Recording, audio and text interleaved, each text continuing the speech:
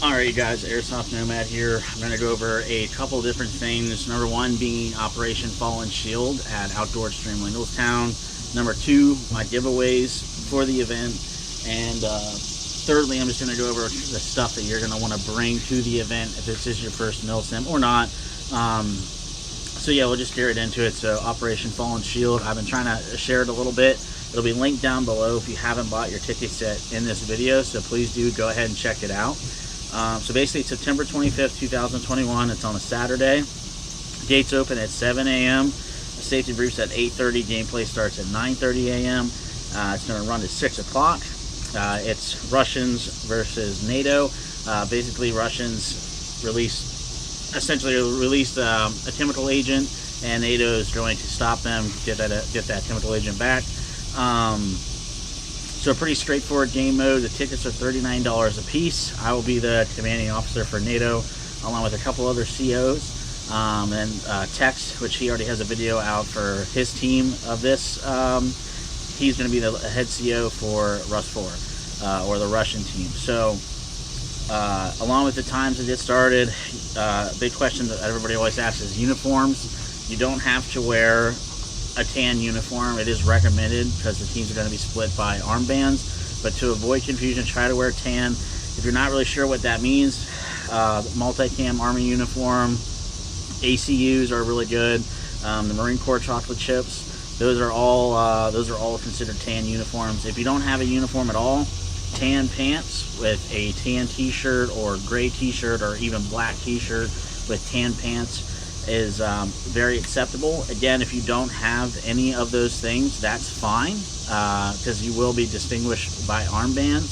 So don't freak out over that. It doesn't expel you from playing in the event, but it would be a good idea, mainly just so you don't get friendly fire, to be honest with you. So along with the uniforms, obviously you guys don't want to pre-register for the $39. I'll have the link down below. Please get your ticket beforehand. You can buy a ticket there the day of the event.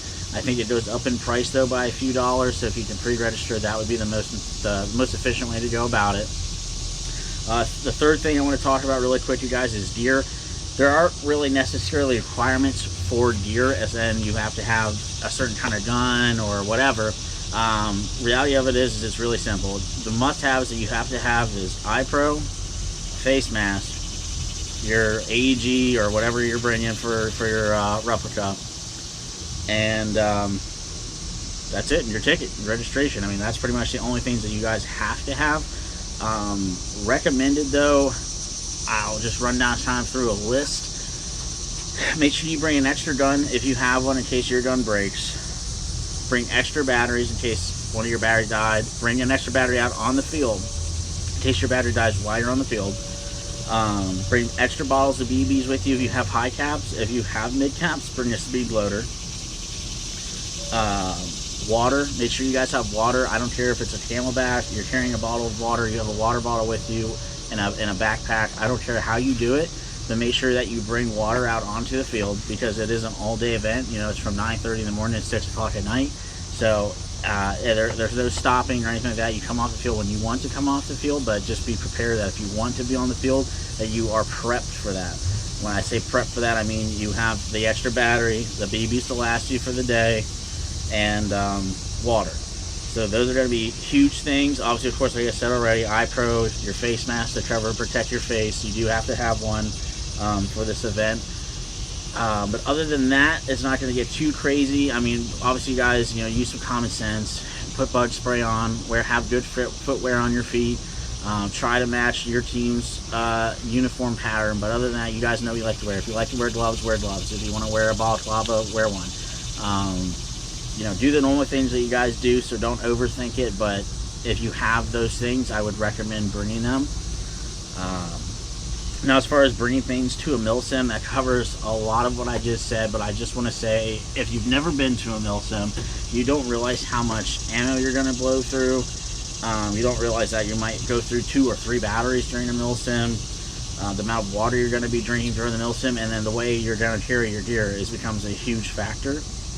So with the extra BBs, you guys, I don't know what you shoot during a regular walk-on day, but at least double that, triple that, possibly even, because you're going to be shooting roughly, let's just say 5,000 BBs. So you need to make sure you have 5,000 BBs on your person. So most people obviously can't carry 5,000 BBs in their mags because they don't have enough mags for that. So that's fine. That's where the speed loader comes into play, or bottles of BBs in your bag.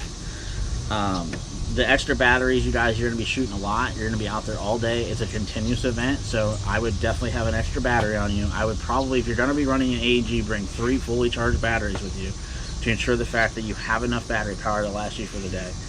If you're an HBA user, you still need your small battery, so bring a couple extra ones if you have them. As far as air goes, that's something you're going to have to just come off the field and get new air for your gun. And then the water aspect, you guys don't really, I mean, you exert a lot of energy and you sweat a lot doing the walk-on day, but when you're out all day on the field wearing your equipment the entire time, you're going to sweat a lot. So make sure that you hydrate 24 to 48 hours before the event, and during the event, make sure you keep hydrating, keep drinking water. If you feel like you're starting to get lightheaded, you can leave the field. You don't have to call a ceasefire unless someone passes out or something like that, but just walk off the field with your group or by yourself, whatever. Come back to the staging area, take your mask off, drink water, take a knee. You know, you don't want to be a heat cat, it sucks. So make sure you guys are drinking plenty of water. As far as carrying your gear, obviously you guys, you don't have to have a plate carrier or a chest rig or any of that stuff. You can just carry a very simple backpack to have all your extra gear in. Just be aware, whatever you carry out there with you, you're carrying. So if you have 50 pounds worth of stuff on you, you got to carry 50 pounds worth of stuff all day long. So, you know, I'm definitely not the most in shape person in the world, but make sure that physically you're going to be okay carrying whatever you bring out there for the day. Only reason why I'm bringing that up is because it happens every time we go to events. As far as HAVOC, guys will carry a ridiculous amount of gear with them on the field. An hour into it, they're absolutely exhausted and they don't even want to play anymore, and they're just gassed. So make sure that you're not overdoing it, but at the same time, make sure you have your minimums to make it through a good portion of the day. Yeah, so that's pretty much it. It's all I can think of. As far as the rules go for the game, for the event, I know that's super important. The rules are going to be coming out here very shortly, but essentially, guys, it's no different than any other walk-on day. Yeah, sorry for yawning. It's early in the morning. It's no different than any other walk-on day. So, I mean, just simple eye protection, face protection. Call your hits, for the love of God. Please call your hits. The bang rule, I believe, is in effect for it. So yeah, it's nothing crazy. I think the only real big one is that I saw on the list that came out, that's going to be coming out for everybody, is just the no tagging rounds was on there, and just a couple other little small things. There's going to be medics for each team, or you can just go back to your spawn and respawn. So yeah, I mean, it's going to be a constant action, things constantly happening. Yeah, I think that sums it basically up. Sorry, I'm just trying to check off things inside my head. So to finish this up, I wanted to just go over the giveaways that I'm doing for the event. So I have 3 Jackal Tactical gift cards that I'll be giving away completely for free, and 2 of these CZP-09 gas blowback pistols. I'll be giving away the 3 gift cards and the 2 pistols completely for free. The way you have to win is, the rules of it, you have to get me out, so you have to be on the other team. So in order to win, you have to get me out, so you have to be on the team, no friendly fire. If you get me out and you're within a reasonable distance that I can just walk over and hand it to you, I will. Once they're gone, they're gone. So there's 5 prizes with 3 gift cards, 2 pistols. Once the 5 are gone, they're gone. I will have patches out there for my YouTube channel, the Airsoft Nomad ones. I'll be handing them out probably like candy. I plan to bring about 100 with me. So if you want one, they're completely free.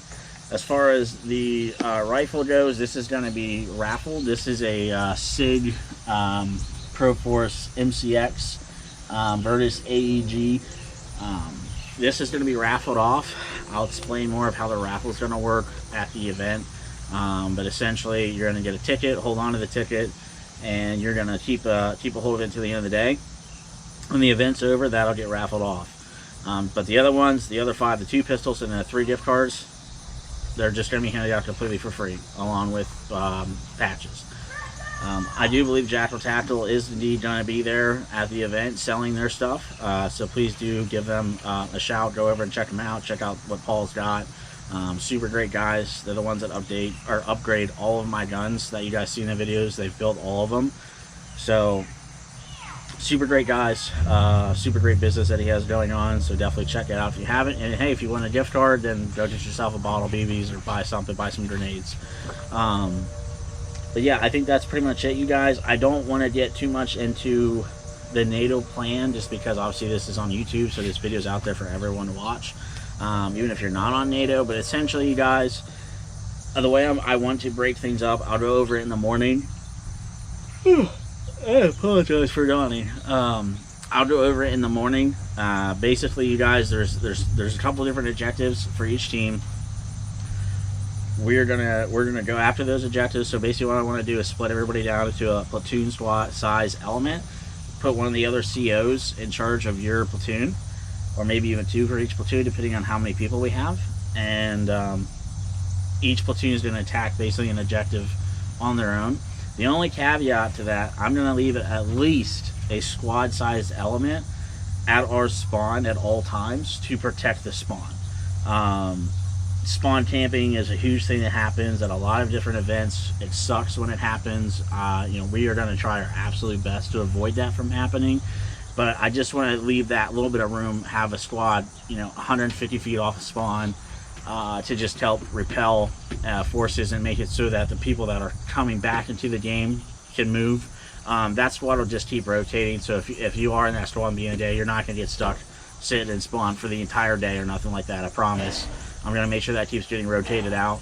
But other than that, everyone is just going to be, you know, 110% forward, capturing objectives. The COs and myself are all going to have radios. We're going to be talking with each other. And, I mean, pretty much just as a NATO CO, I'm going to do the best I possibly can.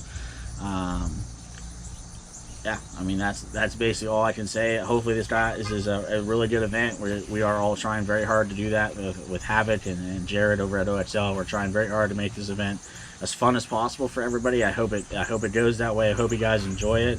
And early congratulations to whoever wins the free stuff. And thank you guys for supporting me, supporting my YouTube channel. And with having said all that, just real quick here at the end, I am working on a merch website right now. So I'm going to be selling t-shirts and hats and hoodies and long sleeve shirts, and I think there's even like phone cases and computer desk mouse pads and all kinds of good stuff on there. So I'm still working through that. It hasn't been officially released yet, but that'll be coming out very shortly. So yeah, guys, just stay tuned. I'll see you guys at the event. Stay safe. If you have any questions at all, just comment on this video, and I'll see you guys out there. Thank you.